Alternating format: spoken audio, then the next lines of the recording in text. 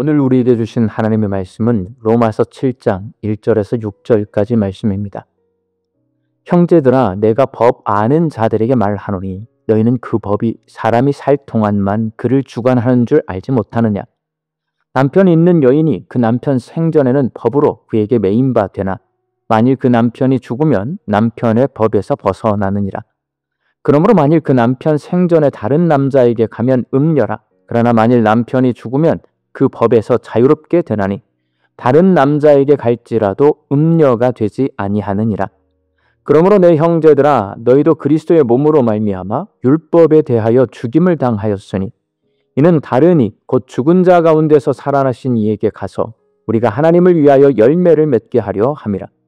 우리가 육신에 있을 때에는 율법으로 말미암는 죄의 정욕이 우리 지체 중에 역사하여 우리로 사망을 위하여 열매를 맺게 하였더니 이제는 우리가 얽매였던 것에 대하여 죽었으므로 율법에서 벗어났으니 이러므로 우리가 영의 새로운 것으로 섬길 것이요 율법 조문의 묵은 것으로 아니할지니라. 아멘. 사람에게 큰 영향을 끼치는 아주 중요한 일들이 있습니다. 좋은 친구를 만나야 하고 좋은 선생님을 만나야 하고 직업을 잘 정해야 합니다. 예수님을 믿는 성도들은 좋은 교회, 좋은 성도들을 만나야 합니다. 결혼해서 가정을 이루는 사람들은 좋은 남편, 좋은 아내를 만나야 합니다. 오늘 본문 말씀에서 사도 바울은 당시의 결혼 제도에 대해 말하고 있습니다.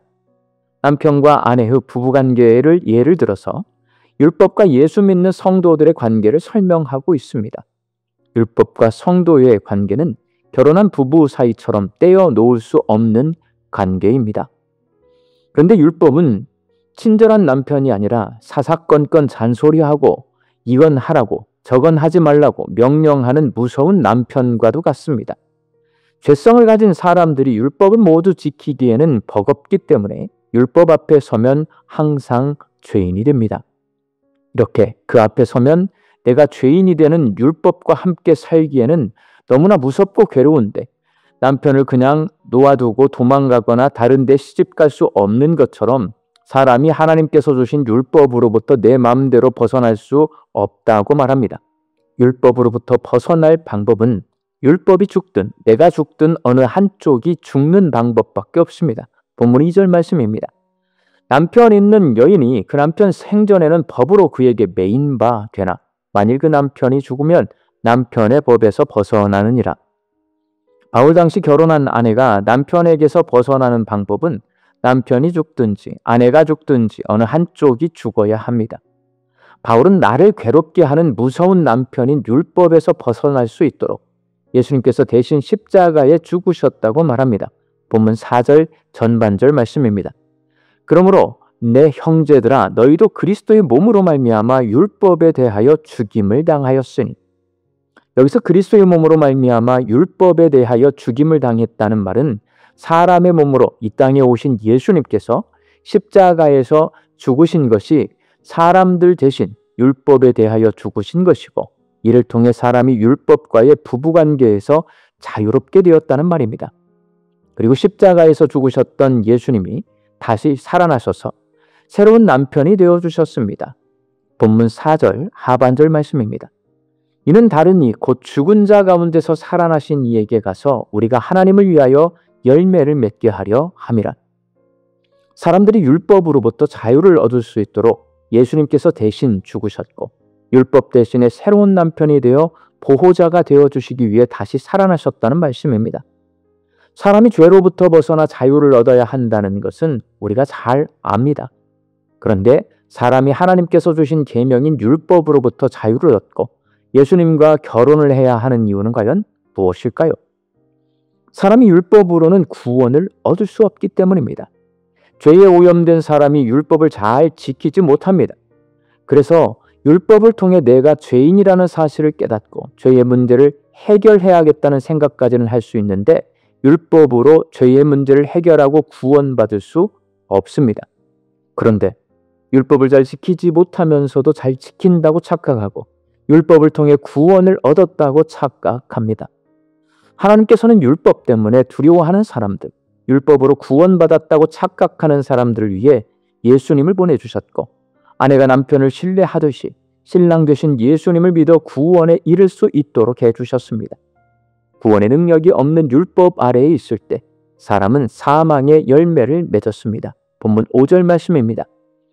우리가 육신에 있을 때는 율법으로 말미암는 죄의 정욕이 우리 지체 중에 역사하여 우리로 사망을 위하여 열매를 맺게 하였더니, 그러나 예수님을 믿고 예수님과 연합하면 본문 4절에서 말씀하고 있는 것처럼 하나님의 열매를 맺습니다.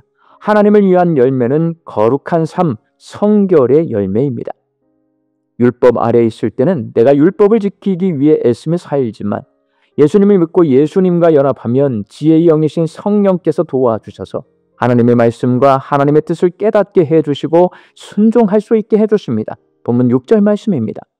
이제는 우리가 얽매였던 것에 대하여 죽었으므로 율법에서 벗어났으니 이러므로 우리가 영의 새로운 것으로 섬길 것이요 율법 조문의 묵은 것으로 아니할지라.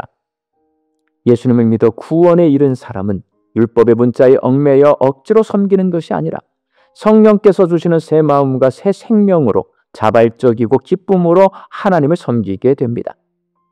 사랑하는 광주 양립교회 성도 여러분, 사람에게 있어서 결혼은 굉장히 중요한 일이지만 열 길 물속은 알아도 한 길 사람 속은 알 수 없다는 말이 있듯이 좋은 사람을 만나 결혼하기가 쉬운 일이 아닙니다.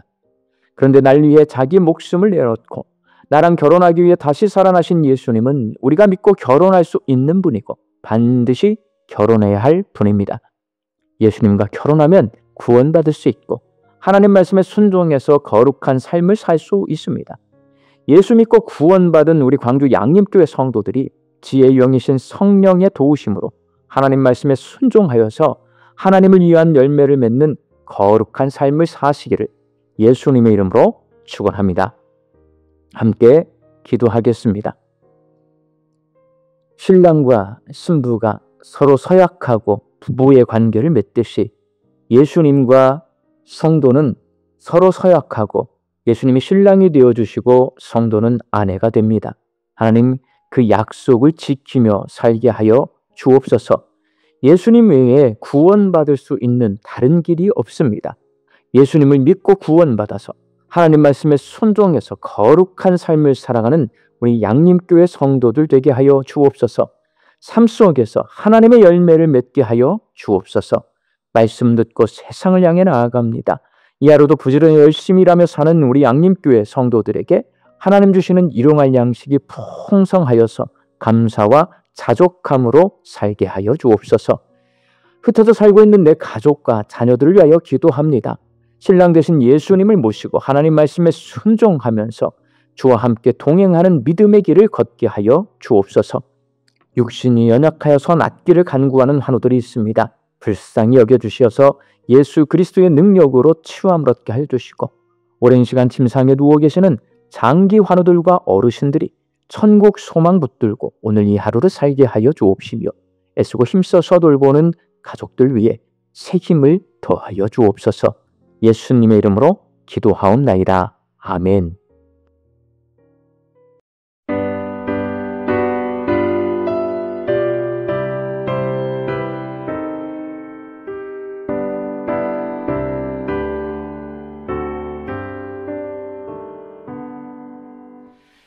구주를 생각만 해도 이렇게 족하듯 주 얼굴 배울 때야 얼마나 좋으랴.